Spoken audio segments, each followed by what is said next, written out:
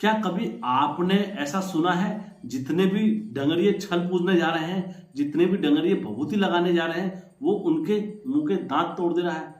दोस्तों, ऐसी आज की एक सत्य घटना मेरे पास आई और ये कहानी डंगरियों के लिए भी बहुत महत्वपूर्ण होने वाली है कि यदि हम कम जागरूक हैं या हम अगर सिद्ध डंगरिये नहीं है या हम ऐसी हवा में तीर मार रहे हैं तो दोस्तों कभी कभार हमें मुंह की खाने पड़ती है। आज की कहानी में आपको यही सीखने को मिलेगा दोस्तों, किस तरीके से एक लड़के पर छल लगा और इस तरीके से जितने भी डंगरिये वहां पर जाते थे तो वो डंगरियों को ललकार देता था। आज की कहानी में आपको सब ये सुनने को मिलेगा। नमस्कार दोस्तों, मैं हेमचू पहाड़ी आज आप लोगों के समक्ष एक सत्य घटना और लेकर आया हूं। दोस्तों, मैं आपसे ये नहीं कहूंगा मेरे चैनल को लाइक करें, सब्सक्राइब करें, शेयर करें।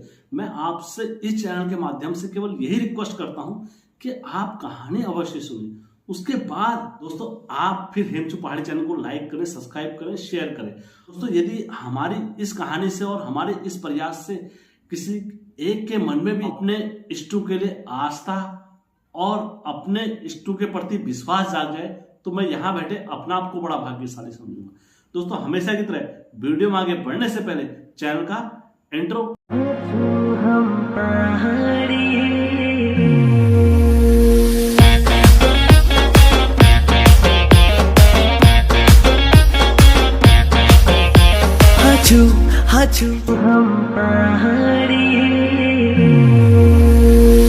जय बिरकारा बजरंगी, हर हर हर हर हर हर हर हर हर हर हर महादेव। आप सभी भक्तों पर महादेव की कृपा और बजरंग बली का आशीर्वाद हमेशा बने रहने चाहिए। दोस्तों, वीडियो में आगे बढ़ने से पहले विनती करूंगा, गुजारिश करूंगा, रिक्वेस्ट करूंगा, यदि आप लोगों के पास भी कोई ऐसी सत्य घटना है दोस्तों, इस समय जो हमारा चल रहा है ये पितरों का एक बहुत महत्वपूर्ण समय चल रहा है जिसमें हम सभी अपने पितरों को याद करते हैं और उनको श्राद्ध इसी टाइम पर हम देते हैं अपने पितरों को। तो दोस्तों, मैं आपसे बस यही विनती करूंगा कि यदि आपके घर के पितरों की भी कोई ऐसी कहानी है जिससे आज आपके कुल का भला हो रहा है, जिस दादा परदादा की कृपा दृष्टि से, यदि आपके पास भी वो कहानी है तो अवश्य वो कहानी और लोगों तक भी जानी चाहिए और आपके दादाजी का नाम भी इस कहानी के माध्यम से अमर होना चाहिए। आपके दादा भी उत्तराखंड के लिए एक प्रेरणादायक अवश्य बन सकते हैं। जो हम ही लोग अपने उत्तराखंड में आस्था रखते हैं उनके लिए प्रेरणादायक अवश्य बन सकते हैं। तो दोस्तों, कहानी में आगे बढ़ते हैं। दोस्तों, ये कहानी मेरे पास जो आई है ये अल्मोड़ा से आई है और अल्मोड़ा से जो ये कहानी आई है मेरे को बड़ी ही दिल को छूने वाली है। दोस्तों, एक लड़का था जिसका नाम मैं संतोष रख देता हूं। संतोष जो था, अपने माता पिता का दो लड़के थे, दो में से एक भाई का अपना अच्छा हो गया था, शादी वगैरह सब कुछ हो गई थी, तो दूसरा भाई जो संतोष था वो स्कूल में बच्चों को पढ़ाता था। अब वो जब स्कूल में पढ़ाता था बच्चों को तो ऐसे करते करते स्कूल में क्या हो गया, उसमें एक दिन छल झपट जो भी बोलो वो लग जाता है। आप दोस्तों, उसमें भी छलने का भी मैंने कई बार अपने वीडियो में बताया, छलने के भी कई तरीके के होते हैं, छल भी कई तरीके के होते हैं। जहां पर जिसकी जगह होती है उस जगह पर अगर आपको उसने छला है तो फिर आपको उस जगह का जो भी भाग है वो देना पड़ता है, छलावा जो बोलते हैं। तो उसी प्रकार से उसमें कोई वो नहीं होता है, तोल मोल किसी का कुछ नहीं होता, क्योंकि बोलते हैं ना, जब हम किसी के युद्ध में या जुए में जब हम किसी से हार जाते हैं तो वो जो उसकी शर्त होती है सामने वाले की वो हमें माननी पड़ती है। उसी प्रकार से हम इंसान भी होते हैं। यदि जहां पर जिस भूत का जो छलने का तरीका होता है और यदि हम उसके उस छलावे में आ गए तो दोस्तों फिर जो उसकी शर्त होती है वो मानना पड़ता है, चाहे वो कोई भी हो, एक्स वाई जेड। तो छल का काम होता है। और जिसपे जो धामी लोग, जो डगरिये लोग, जो परचुनी देवते लोग होते हैं तो वो इस छल को पहचान लेते हैं, वो अपने धामी को पहले ही आगाह कर देते हैं कि ये कोई छलने के लिए तुम्हें आ रहा है। तो छल जो होता है वो सतर्क हो जाता है कि इस पर देव शक्तियां हैं, इस वजह से मुझे बच के रहना पड़ेगा इससे। तो दोस्तों, इसी तरीके से मैं आप लोगों को ऐसी चीजें और छोटी छोटी इन्फॉर्मेशन भी देता हूँ कहानी के थ्रू। तो जो संतोष था वो स्कूल में गया था तो वहां पर एक सीमा था, वहां पर जो कोई भी छलता था तो वो छलावा फिर उससे अपनी शर्तें कराता था। तो ऐसे करते करते इनके घर में क्या हुआ, छल की जब संतोष वहां गया, संतोष को छल दिया। छलने के बाद संतोष की तबीयत खराब हो गई, और संतोष की तबीयत खराब हुई, धीरे खराब हुई, धीरे खराब हुई, धीरे खराब हुई। तो इनके घर में क्या हुआ, जैसे जागर लगती है, तो जागर लगने में वहां पर छल ने बताया कि भाई मैं ऐसा ऐसा छल लगा हुआ हूँ इस पर, और जो भी मेरा पूजा का भाग वगैरह जो भी होता है वो मुझे दे दो और मैं लड़के को छोड़ दूंगा। तो उन्होंने कहा कौन सा देवता है तू, कौन, किसको हम छल क्यों दे, किसको दे, किस लिए दे हैं, तू क्या कर लेगा हमारे बच्चे का, हमारे घर में इतने बड़े बड़े देवता हैं, परचुनी देवता है, तुझे पता है, और तू छल हमारे वहां बाहर से आके और हमारे घर पे आके और हम लोग उससे ऐसे मांग रहा है। तेरे को हम एक फूटी कौड़ी यहां से नहीं देंगे, तेरे को मुर्गा छोड़ो, तेरे को बकरी छोड़ो, तेरे को अगर हम एक मुर्गी का बच्चा भी दे देंगे ना तब बोलना तेरा नाम हमारा नाम नहीं है। हम भी पहाड़ के निवासी हैं और हम भी अटल जिद पर आ जाते हैं। तो ठीक है दोस्तों, जब ये वचन बोले तो उसके बाद जागर हार खत्म हुई, वो लड़का संतोष धीरे धीरे धीरे उसकी फिर तबीयत खराब होने लगी। अब दोस्तों जैसे तबीयत खराब के लक्षण कैसे होते थे, जैसे स्कूल में जाता था तो स्कूल में जैसे हंसते ही रहता था कभी कभार, और या कभी घर में आया, घर पे कभी किधर को जाने का सुर लग जाता था कि मेरे को इधर ही जाना है। कभी बच्चों को पढ़ा के जैसा आया तो घर में बच्चे खेलते थे, उन्हीं के साथ बच्चे बन जाते थे कि यार बच्चों के साथ बच्चे, और पता ही नहीं लगता था कि यार ये सही है या गलत है करके। और जो उनकी धर्मपत्नी थी, चाहे उनके बच्चे थे, तो उनके साथ भी उस समय जैसे होता है घर में कुछ काम हो रहा, जो भी कुछ होता है, तो उनके साथ वो मजाकिया तौर या उनकी बातें नहीं सुनना या उनको नजरअंदाज करना, इस टाइप से उसका चल गया था। धीरे दिमाग चला, धीरे दिमाग चला, धीरे दिमाग चला। अब क्या हो गया, प्रॉपर उसका दिमाग चल गया। अब उसके दिमाग में किसी और शक्ति का कब्जा हो गया था। दो शक्तियां होती हैं हमेशा, एक भगवान की और एक इंसान की, और जो तीसरी शक्ति है वो अपना जोर हर हमेशा दो व्यक्तियों पर दिखाती है जैसे उसको मौका मिलेगा। तो जब मैं हमेशा कहता हूं गलती अपनी तरफ से कभी मत करना। तो अब यहां पर क्या हो गया, वो धीरे धीरे तबीयत खराब हुई, धीरे धीरे धीरे धीरे धीरे करके तबीयत खराब हुई। अब उसकी तबीयत इतनी खराब हो गई कि वो किसी की बभूति से नहीं मानता था। अब जो कोई भी वहां आए, लोग पूछ कराने के, पहले तो लोगों के घर घर के पूछ कराने, किसी ने बताया क्या, किसी ने बताया तुम्हारे घर का चक्कर खराब हो रखा है।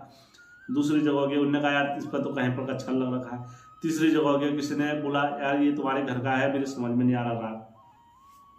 ऐसे करते करते उसकी तबीयत दिन प्रतिदिन खराब ही होती रही और उसको कोई सुधार नहीं मिला अपनी तबीयत में। अब ये जब सारी चीज की घटनाएं हो रही थी तो दोस्तों अब क्या हुआ, यहां पर से उनके घर वालों ने और जितने वहां के लोग थे सभी ने क्या करा, डंगरियों को, दूर दूर के डंगरियों को अपने घर बुलाना स्टार्ट करा। अब जैसी वो डंगरिये आते थे तो डंगरिया बोलते थे तू मुझे अपना परिचय बता। तो डंगरिया से बोलता था तू मुझे पहले अपना परिचय बता। उन्होंने कहा मैं क्या बताऊं, मैं तेरे पास आ रहा हूं, तेरे से पहले परिचय पूछूंगा। उन्होंने कहा नहीं, मुझसे नहीं पूछेगा मेरा परिचय, अगर तू देवता है तो मुझे अपना परिचय बता। देवता ने कहा नहीं, मैं अपना नहीं बताऊंगा। तो उन्होंने क्या करा, उसके पास विभूति लगाने को गए, उन्होंने फाट से यहां पर मुक्का मार दिया जिसको, तो डंगरी के दो दांत यहां पर से हिल गए। अब दोस्तों शर्म की काऊ क्या होता है ना, हमें बल से किसी को थोड़ा मारना होता है, हमें बल से किसी को नहीं मारना होता। मारना किससे होता है, अपनी देव शक्ति से। और जो लड़का था संतोष, वो कोई अपनी मर्जी से नहीं कर रहा था, उससे वो तीसरी शक्ति करा रही थी। तो ऐसे करते करते फिर इन्हें कहा यार अब क्या हो गया, अब तो शर्म की काऊ हो गई, अब हमारे आज घर देवतुल्य हरेगी, अब किसको बुलाए, क्या बुलाए, कोई समझ में नहीं आया। तो फिर इन्हें फिर दूसरा डंगरिया बुलाया, तो उससे भी यही सवाल, उन्होंने तू कौन बोल रहा, उन्हें तू कौन है पहले मुझे तू बता। उन्हें तू मुझे नहीं पहचानना, उन्हें मैं तुझे नहीं पहचानना। उन्हें चलो मैं आ गया बहुती इसको लगा देता हूँ, तो वो भी बहुती लगाने जैसे उसके पास पहुंचा तो उसने उसको भी मुक्का मारा ठीक उसी प्रकार से दाड़ करके, और जैसे मुक्का मारा तो उसके भी यहां से खून निकल गया, फूट गया। तो दोस्तों एक नहीं दो नहीं ऐसी कई डंगरिया आए, तो उन्होंने डंगरियों को बोला भी कि यार लड़का गुस्से के मारे मुंह में थप्पड़ मार रहा है, ये मार रहा, तो डंगरियों ने बोला नहीं नहीं हम तो कब्जे में कर लेंगे, हम तो एक से बढ़कर एक डंगरिया है, हम तो ये सारी चीज थाम देंगे। और हमने ऐसे कई लोगों को थामा है जिनको लोग कुर्सी में बांध देते थे, या जिनको लोग बेड में बांध देते थे, या जिनको लोग पेड़ पे बांध देते थे, हमने उनको भी भला करा है, तो हम इसे थाम लेंगे। तो डंगरिये भी अपनी जिद पर आए थे। तो ऐसे कई डंगरिये आए दोस्तों, और कई डंगरियों के मुंह के दांत भी टूटे, धड़ाधड़ टूटते भी रहे, आते भी रहे, टूटते भी रहे, लेकिन कभी कोई डंगरिया ये नहीं बता पाया कि ये कौन है और ये क्यों इतना रवाट वाट कर रहा है।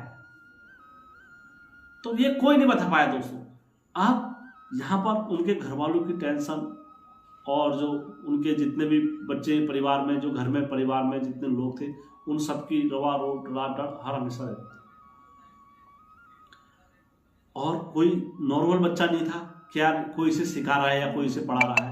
एक अच्छा लड़का और एजुकेटेड लड़का जो इस तरीके से करता है, तो वो किसी के समझ में नहीं आता है कि ये कभी जानबूझ के इस तरीके से नहीं कर सकता था। उनकी एक अलग छवि थी वहां पर समाज में।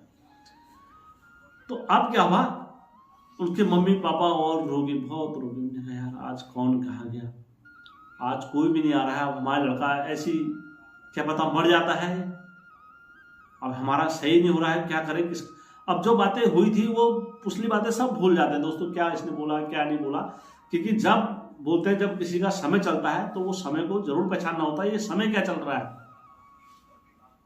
तो ऐसे करते करते किसी ने इनको बताया कि यार अब क्या करें, तुम एक भैरव के डंगरिये के पास जाओ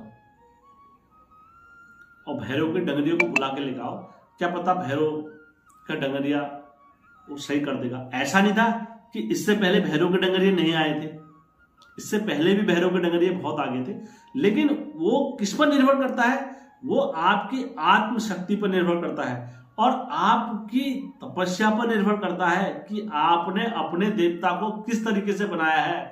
आपको सामने वाले को बल से नहीं मारना है, आपने किस भाव से मारना है, सामने वाले को देवता की शक्ति से, यदि आपके अंदर देवता की शक्ति है तो। नहीं तो कहीं पर भी हो फिर खाली ढोंग या परपंच नहीं करना चाहिए किसी को भी, अगर देवता की शक्ति नहीं दिखा पा रहे हैं तो उसी प्रकार से जो डंगरिया थे उनको बुलाया गया। फिर कहीं से जब वो डंगरिया आए वहां पर और उन्होंने सारा दृश्य वहां पर देखा, और देखने के बाद उन्होंने, दोस्तों भैरव एक ऐसा देवता होता है जहां पर बैठ जाता है तो समझ लो बैठ ही जाता है, और भैरव को फिर उठाने की ताकत किसी की नहीं होती जहां से भैरव बैठ जाता है, क्योंकि भैरव अपना आप में शमशान है और भैरव अपना आप में महाकाल है स्वयं, बिगड़ जाए तो। क्योंकि कच्चा भी वो है, कच्चा भैरव, और सुलटा भी वो है, हर तरीके का ध्यान का सुनने वाला भी भैरव है। जब भैरव के धामी को वहां पर बुलाया तो जैसे भैरव के धामी जब अंदर पहुंचे, वहां पर पहुंचने के बाद जब उन्होंने देखा, पूरे घर को देखा, तो भैरव का धामी भी पहुंचा। वहां पर पहुंचने के बाद भैरव के धामी ने देखा उस डंगरिये को, तो भैरव के धामी से उसने बोला तू कौन है। भैरव के धामी से भैरव का धामी बोला मैं वही हूं जो जहां पर तू रहता है और जहां पर वो पेड़ के नीचे तू लोगों को छलता है, मैं वही काल बोल रहा हूं, तुझे पता है। तो खट से उतर गया। उन्होंने कहा गुरु मैं मान गया तुम वही हो। उन्होंने कहा तू पहचान गया मेरे को या नहीं पहचाना। उन्होंने पहचान गया। उन्होंने कहा मेरा यहां पर आने का उद्देश्य समझ गया ना। उन्होंने कहा समझ गया।